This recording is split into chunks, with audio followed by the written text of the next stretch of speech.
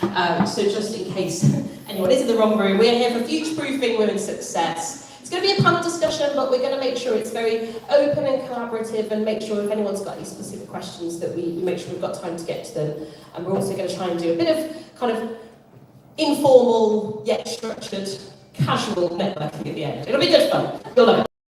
So the various topics we're going to cover today, we're going to look at obviously entrepreneurship and business growth, financial stability and risk management, as well as self-mastery and personal growth, which we all always need to keep doing and focusing on. So to do this, you've got myself, I'm Stephanie Garey. Hello, I'm going to be moderating this panel discussion. I obviously do have lots to say on this topic, as I'm sure we all do, but I'm so pleased to be joined by three real experts over to the left of me, and I'm going to hand over to them to introduce themselves. So we'll start with Hills.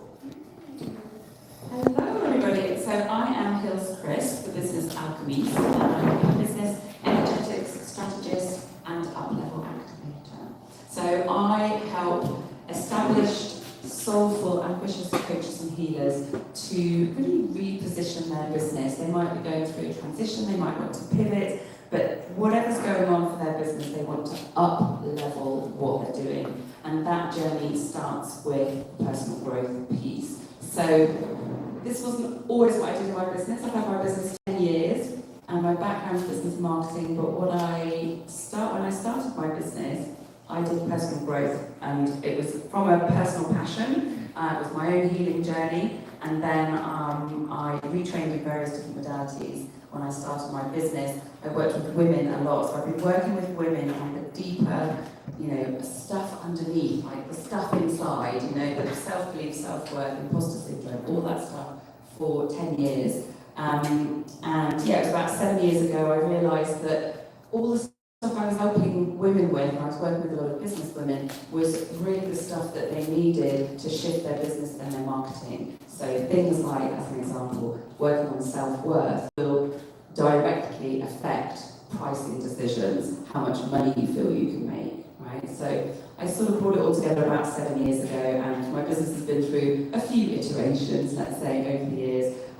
But yeah, that's what I do now. So I'm coming from the standpoint of the inner work mostly, as well as being a business owner. Really excited for this discussion today. Hello everybody, how are you all? Yeah, sun's out, so it'll be good. So hi, I'm Cara Goldie. I have been a business owner since whenever I can remember. I run Cara Goldie Interior Design. I'm actually sponsored the Landlords today, so one of the sponsors for the Women's Business Club. I also have a secondary business where I work with men and women to help them become very present to their value and how to really understand their worth in the business world, or just generally. I'm also the UK chair for the G100 Global Mission, which is really about having conversations with men and women and breaking down some of the stereotypical ideas about what women are and what men are and what we should or shouldn't be doing. So I'm really excited about that. I don't think there's too much else to say other than come and have a chat, because here's the doorway, and come and find out a bit more. So over to you. Thanks so much. Nice and easy, I'm the other Steph that is on the panel today. My name is Stephanie Garey. You might hear that I'm not originally from the UK, I'm actually from South Africa. I built and owned a business at 26 years old and sold it when I was 30. I predominantly work in the event operations and event agency world. And from South Africa, I moved to Canada, and I lived in Toronto for a little while, and then I moved over to the UK, literally on the last day that the planes were closing for COVID. So that was a ride. But I am very much a person that loves to kind of empower women to have a little bit of independent thinking, even when you are in a relationship, partnership. So whether that is in your career, whether that is in business, whether that is in your own personal relationships, it's to have a little bit of independent thinking so that you can future-proof and protect yourselves potentially in any event of, business, relationships, etc. So I'm very much a champion of that. Thank you very much, everyone.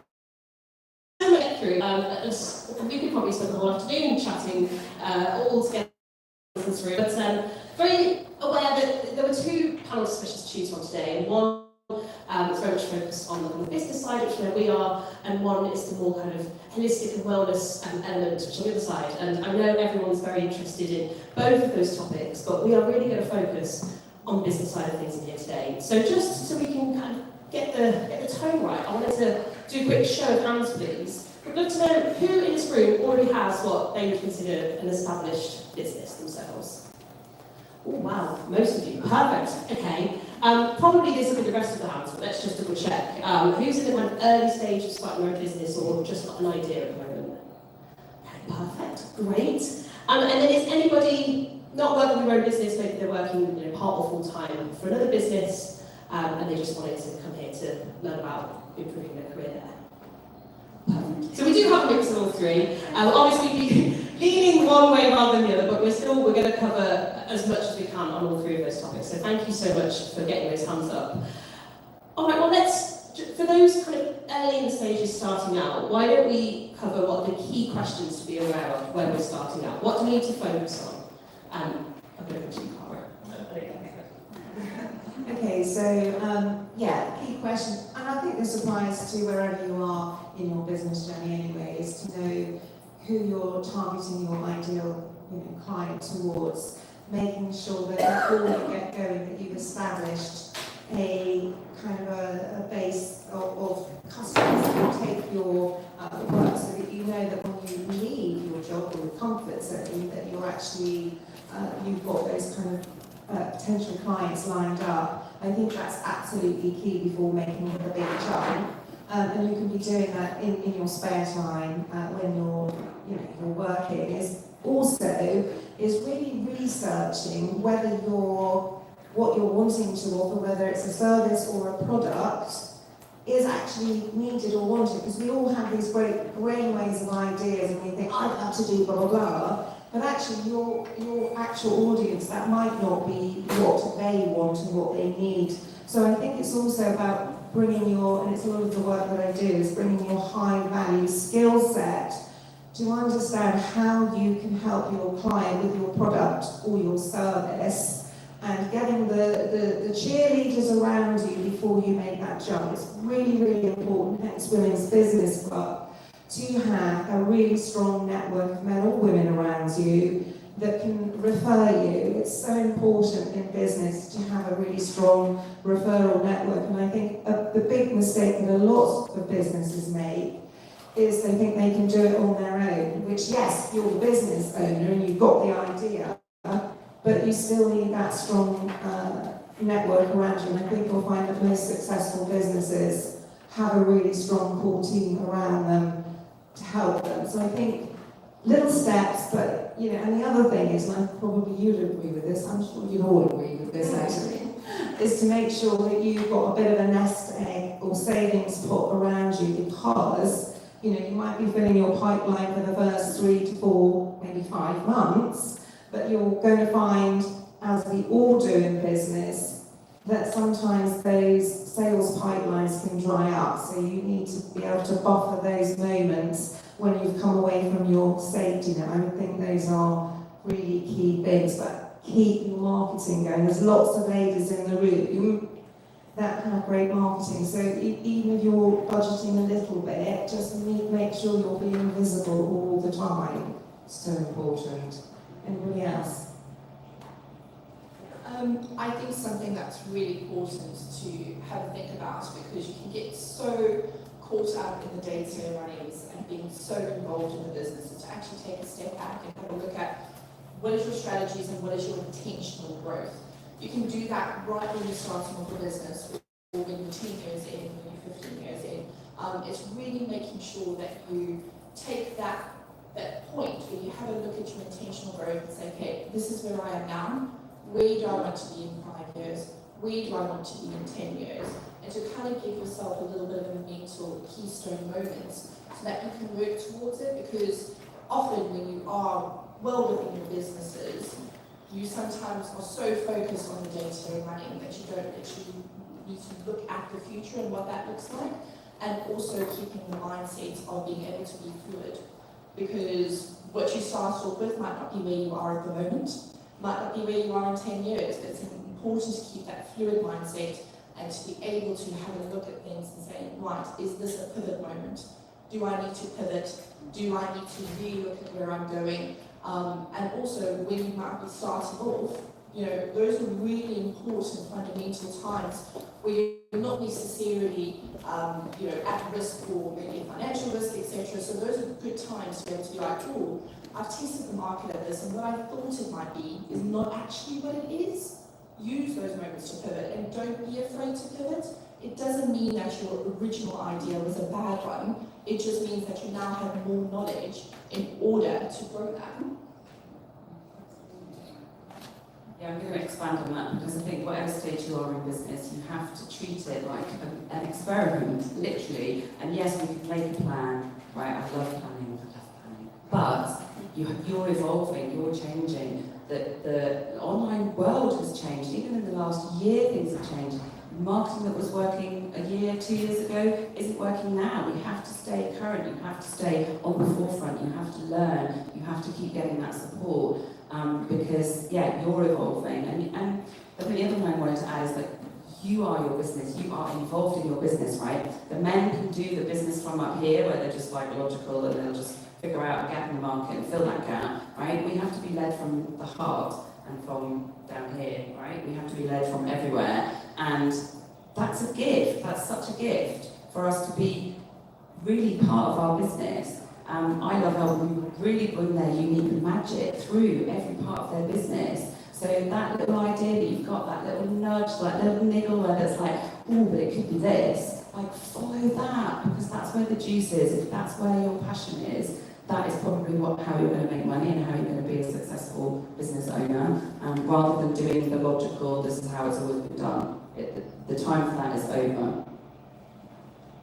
Yeah, thank you so much. Completely agree with everything you're saying, of course, that's going to be a lot of agreeing. Also, I just wanted to very quickly just add to that. I think it's really easy to stick your head in the sand and think, this has worked for me for this long and let's just keep going. But like the advances in technology that are happening at the moment are changing everything. Like, it doesn't matter what your business is at the moment, technology will affect it. I already heard some great conversations upstairs about AI. I mean, it is the word of the year, probably going to be of the decade, but and we're probably not going to get too much into that at the moment. I just wanted to say, like, one of the best things you can do is to keep track of those technological advances, or get someone in that knows about it, because I'm not interested, but I have to. Fabulous. All right, Stephanie, I'm going to come to you next. I just wanted to ask, I think it's a really big step going from having like what a lot of people consider a steady, stable job, corporate girly type, to be like, oh, I'm now going to quit that and launch my own business, or probably you've already launched it, but you're ready to go full time in it.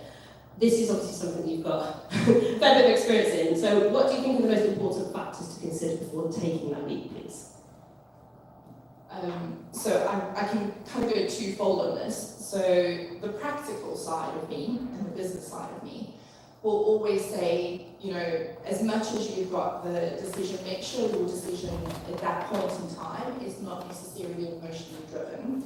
So really do take stock of why you're wanting to go into your own business. What are you looking out of that? What are you hoping to achieve out of that? Because sometimes you can look at this and say, well, I don't want to have a boss anymore. You all know that you probably work so much harder once you're in your own business than you ever did for somebody else. So, it's really taking stock of why you wanted to start that business. What is it going to give to your life? And to know and to be very conscious of the fact it is not instantaneous. Showing my hands here, you guys are all pretty established businesses. From the perspective of looking at saying, this might be a 10-year goal, am I okay with that? And can I live with that? Because a lot of disappointment comes in where it's a year down the line, and then all of a sudden you're like, well, I didn't get where I wanted to go. This is not for me.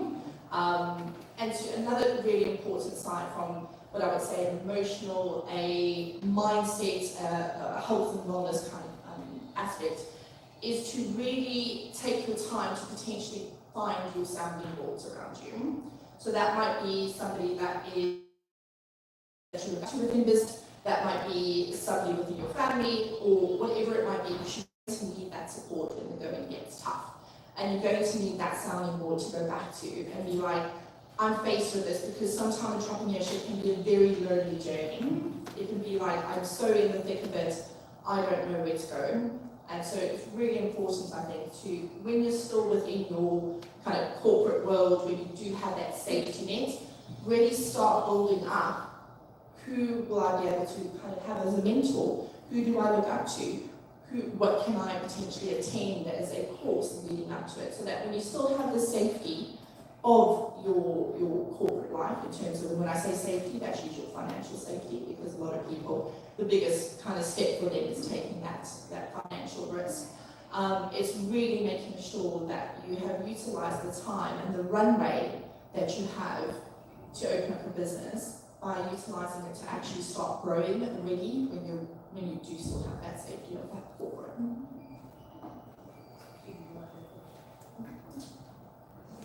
So really quickly, yeah, building a business is a marathon, not a sprint. I remember that. And yeah, menopause brain has gone out. Don't stop this while you're going through menopause. Yeah, I think one of the biggest shifts that you make from corporate into running your own business is the buck stops with you. And that's not for everybody. You have to take accountability. If you're in a service-led business and things not going on, you're the one on the line. And that's a massive shift for a lot of people, where they have a boss or someone that they can, hand it over to. So I think that is the biggest shift. So that's what I mentioned earlier. You do need a really good, strong core group around you. Maybe they're your suppliers. It's made a tremendous difference in my life, having really fantastic suppliers and people around, because we all look out for each other when the going gets tough. And the going does get tough. That's the side, as we said. It's you could be lucky and you could absolutely hit it running and do a really great business, and then you might find in 5 or 6 years when the market shifts. As we know, after COVID, the markets have dramatically shifted. It's impacted lots and lots of business, and you need to have your wits about you, and that's when you really do need to have a good team, a support network around you. So I think that's the biggest thing in shifting from corporate into being your own boss. Yeah, absolutely, thank you. Hills and Choir, I'm going to come to you for this one, and I've got a special one for you after Steph. So lots of people in the room already, you're going to love it, already well-established businesses, but things change. We all know this, we've touched upon it a lot already. So Hills, how do you think individuals can best prepare for those financial uncertainties? And I would say especially in those industries where either they're becoming saturated, or it feels like they're becoming saturated, all those, like I mentioned, that are heavily impacted by technology changes. Yeah, we live in an online world, and when things are online, we've only, if you think about it, we've only had the internet and social media for 20 years, it's really not very long. And before that, everything was local, people met people in person, and that's how we did business. So I think the biggest thing is most markets are becoming saturated, because if you have an online business, then your customers can also access everyone else's online business that does a same thing as you, right? Apart from, sending out products and things, but particularly services. So I work a lot with coaches, who work online. And the biggest thing for them, the coaching industry particularly, is growing very, very quickly. There are more and more coaches coming online, every single week. It's a completely unregulated industry. Anyone can call themselves a coach. So how are you going to stand out from the crowd? How are you going to be, you have to differentiate yourself, and you have to be different, you have to be brave, and you have to be unique, and you have to find your thing that is just so different, so unique, and so memorable that people, so that they remember you. And I think that's the only way that you're going to have longevity, because if you're just a generic coach, or you have a very generic business, how is somebody going to choose you over somebody else, right? They're not. They're going to go, well, you just sound a bit generic and you don't seem to know what you're talking about, because you're talking about too many things, but actually what I need is this person over here who so gets it. She's in my head, I'm going to work with her. So you've really got to position yourself, niche down, position yourself as an expert, and really find a way to stand out from the crowd. And that is not just for coaching, that is across every single industry, but particularly if you have an online business. Yeah, so I think, don't want to teach anyone to suck exits, because there's some amazing businesses in the room, but it is absolutely true, the market has become very saturated because of the online. And I think on a personal level is to remember not to compare yourself to another business, because what you've got is unique. And I think, going back to what I said earlier, is really thinking about all the things you've done, what makes you high value, what's making your business high value, that somebody else wants to come and work with you. And remember, we can only take so many clients on per annum, and you have to work out what that is in your own business. We're not going to go into profits and losses and all that kind of thing, because you've got accountants to help you do that. But it is really thinking about the core service offering that you have that makes you unique and stand out. Hills touched on it. It is what makes me stand out. Why would somebody want to come with me? You have to put yourself back in the position of somebody else, and it's so what? So what? Why would I go to her? Why would I go to him? Why would I go to that business? Because people have got very savvy as well about researching online. And the other thing I would always say, and it's going back to what Kate said earlier in the room, and I'm a great advocate for this, is stay present. Whatever you are or aren't doing, it's really staying present to your clients. You've already got clients that have worked with you, who've loved your services, and they are your best, cheerleaders, because they work with you, they know what they like. So go back to them. Even if it's like 10 years on, go back to them and see if they want more help. So I think it's the personal touch in business that still matters, unless you are completely an online business where there is no feely, touchy aspect to your business. It's just products, and people just do buy products. I just bought some tea bags online, for example. There was no interaction with anybody. I knew I meant this particular brand. So I think, again, but that brand is a standout brand, and why did I go and pick their tea bags? There was a reason why I went and picked their tea bags, because they did all the things for me. I'm into health and well-being, so they ticked all the boxes of being, ecologically friendly. They didn't have whatever they're called. I think I'm having a brain fart. Thank you. And they're herbs and herbals that are going to support my body. So that's why I picked them, and I think that's what we have to keep thinking about, is why we stand out, what's going to make people need us. And also, on the flip side of that, you might just be a regular business that people just need financial advice for. And so that comes down to your branding, and it's a really hot word at the moment. But again, your branding, once you get to a certain place in your business, is having really amazing branding that stands, you're a standout business. I think it all comes down to being standout.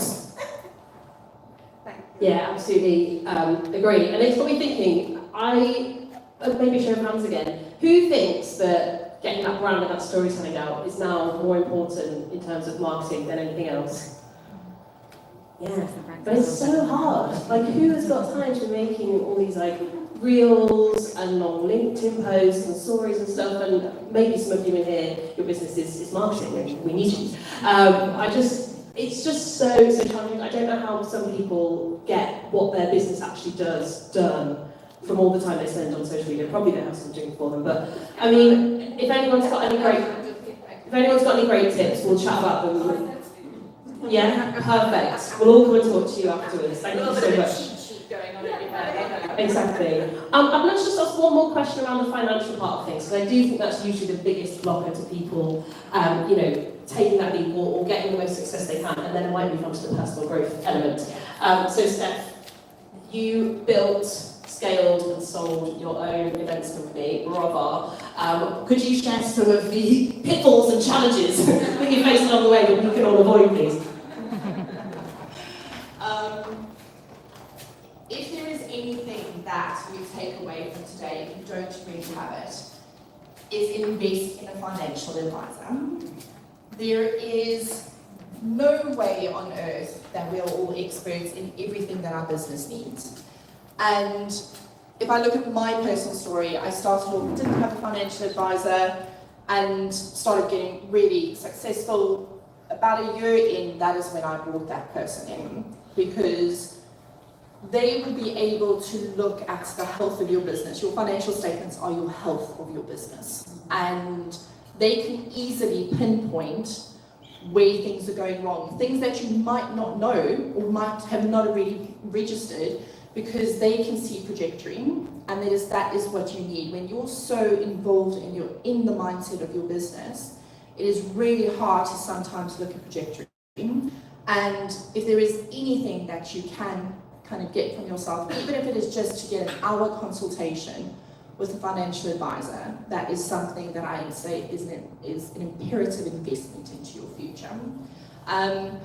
I would also say, right on the back end of that, is looking at legalities, because often when we start that business, those are the two things we do not love to look at. It's the legal aspect as well as the financial aspect.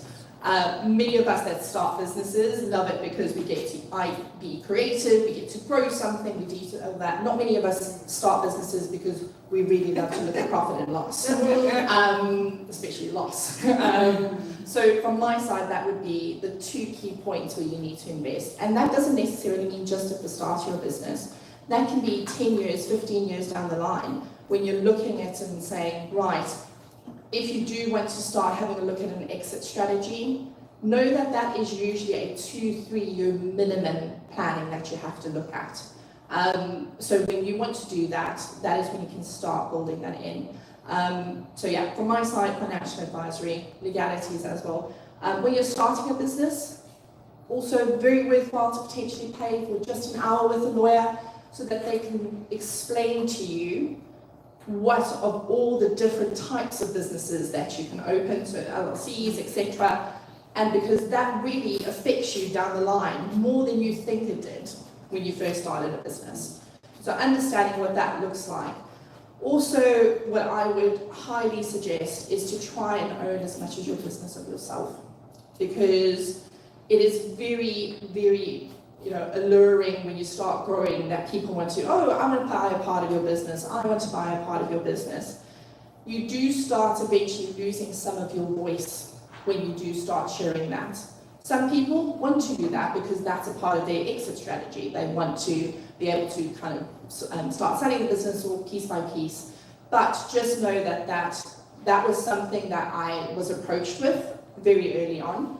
And my first question was, why do they want to do this? And it was because they could already see where I was potentially growing before I did. And so it was questioning the intentions of it, and knowing that if you do go into that you are going to you no longer are going to have the ability to make all of those decisions, which could be something that's really important to you.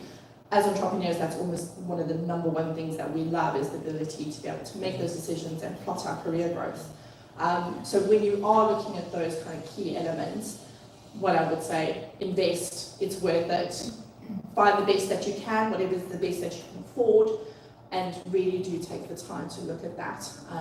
Because when it comes to that selling point, if you're lucky enough to get there, if you want to get there, some don't, some want to pass on businesses to families, that is also something to look at, because there's a whole legal side to then have your business passed on to your families, etc. So while it's not the sexy, shiny part of business owning, it is probably one of the most key fundamental parts in looking at. And if you don't have a financial advisor, leave today and go and have a look and see if you can find one, because they really will become, and sometimes they are also your perspective, because you want to sometimes go, oh, I want to now go into this because somebody said this was great, and they'd be like, well, let's take you back and let's have a conversation about how that looks. Right, I'll be here to support you if you want to do that, but this would be probably the more opportune time to do it.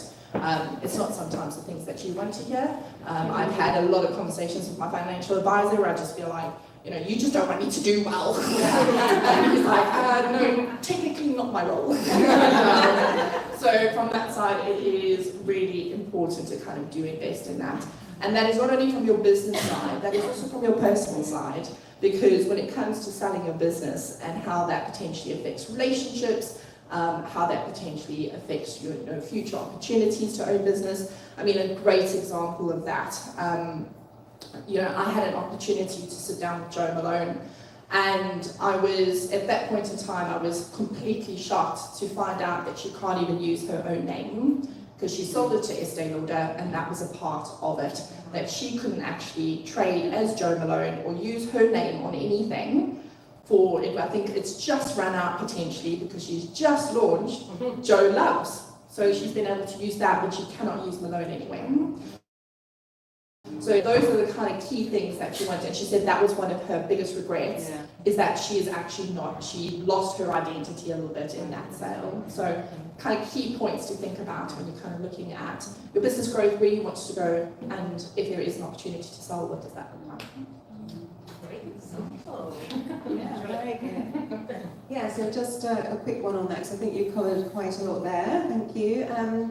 So the boring stuff's really important. So wherever you are in your business journey, and we're all in a journey with our businesses, whether we're planning to sell it or what have you, is to look at the figures, number crunching. Nobody likes to look at number crunching because you actually then have to get very real with yourself about what actually is selling well and what's keeping your business going, and profit and loss, and what are the services and the products that actually do really, really well. They're sometimes the things that you didn't think they were when you started out on your journey. So I think that is a really key thing to do. I do a 90-day planning in my own business every 90 days, and I look at what I did well, what I didn't do so well, what worked well, what cost me money, where I made the best profit, where I enjoyed it the most, because we were, my customer was in their element and I was in my element.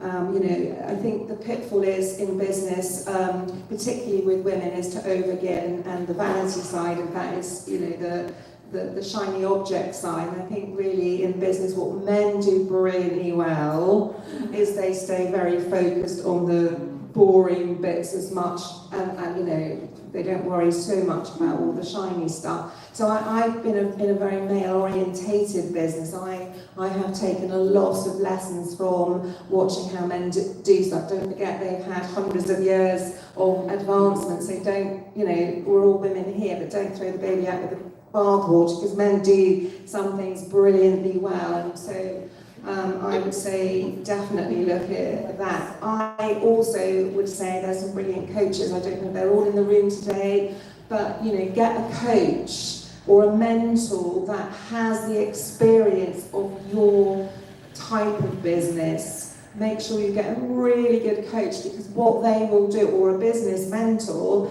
they will flag up your blind spot that you cannot see, because very often we're passionate about delivering whatever, and they can sometimes, like you just said, go, oh, this is the nuts and the bolts, and I know you don't want to hear this, and you're like, but that's fine, So I think there's that balance. I always think when I was younger of fashion designers. I remember being at art college and going to some of the Paris shows, and you'd have, don't know if it means anything to anyone, you'd have Thierry Mugler and all these kinds of designers. What they were very clever at doing is getting attention by having show-stopping outfits that nobody was ever going to buy, because they got attention.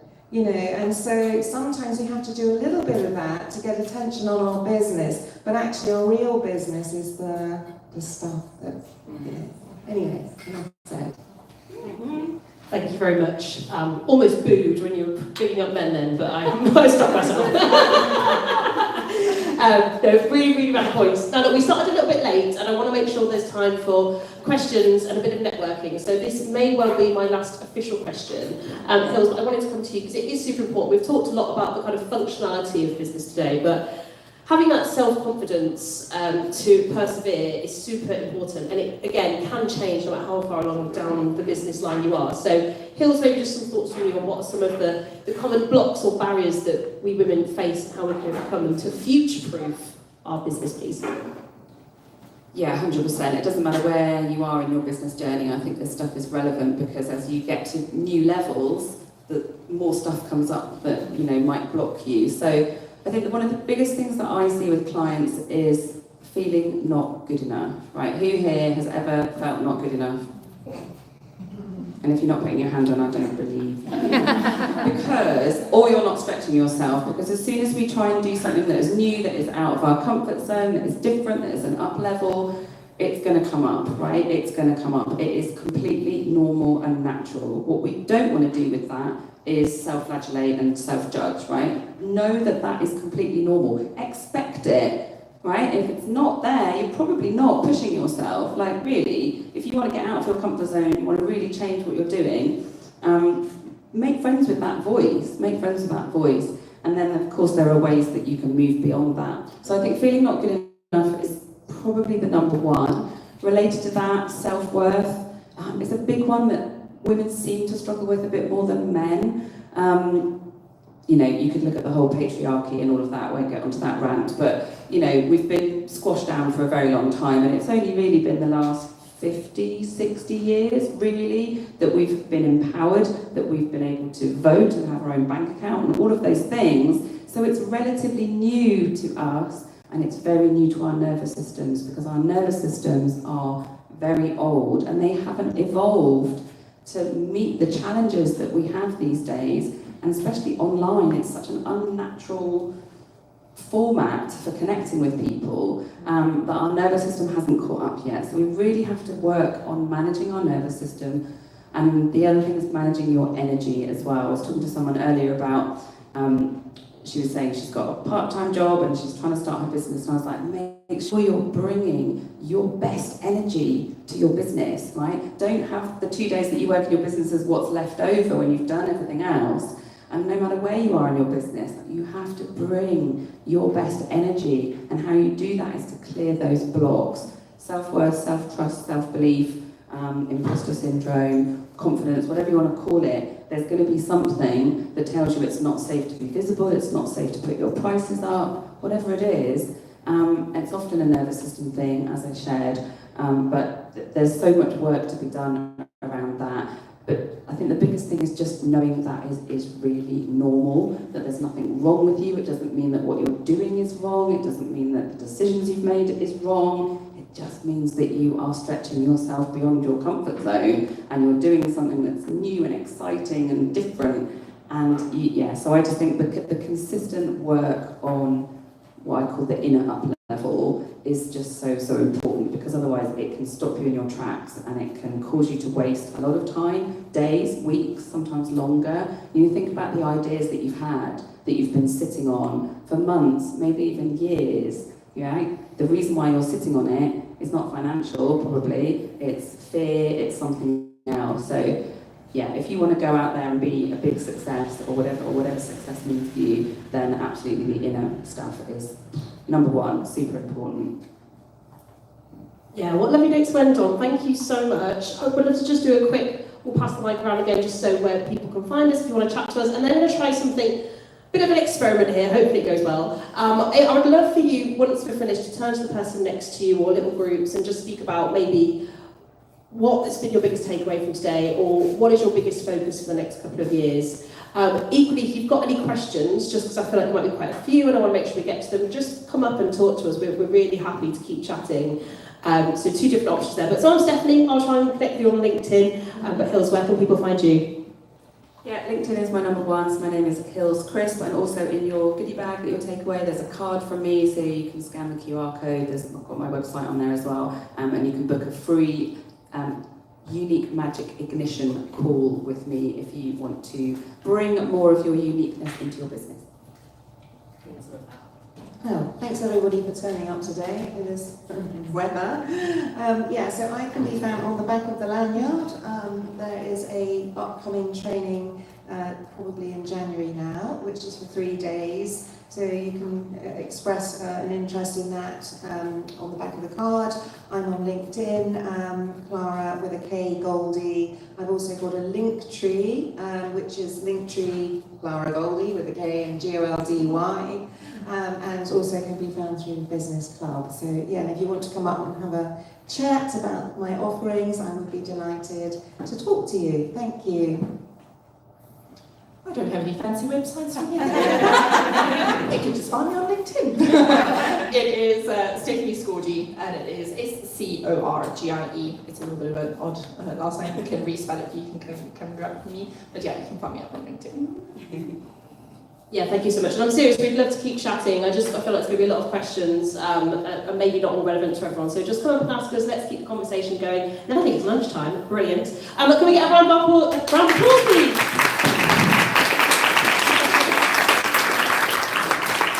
Yeah.